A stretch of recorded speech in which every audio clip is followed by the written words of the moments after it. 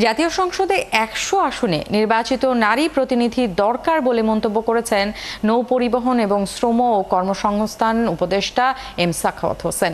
সোমবার রাজধানীর রেডিসন হোটেলে জাতীয় দক্ষতা উন্নয়ন কর্তৃপক্ষের নারীর ক্ষমতায়ন, দক্ষতা উন্নয়ন ও কর্মসংস্থান বিষয়ক হরাইজন ফেস্টে তিনি এ কথা বলেন। তিনি জানান, সংস্কার কমিশনের এমন বিধান প্রণয়নের প্রস্তাবও তিনি বলেন, যদি এই সিদ্ধান্ত গ্রহণে নারীর ক্ষমতায়ন নিশ্চিত করা না গেলে ইস্যুটি শুধু কথার কথাই থেকে যাবে। উপদেষ্টা বলেন, সমাজের সর্বক্ষেত্রে নারীর ক্ষমতায়নের ইস্যুটি সার্বজনীন হতে হবে। To raise 50 representation of 35 ছিল 50 to 100 এবং এই 100 মহিলা আমাদের দেশের representative would be elected, not selected by the party.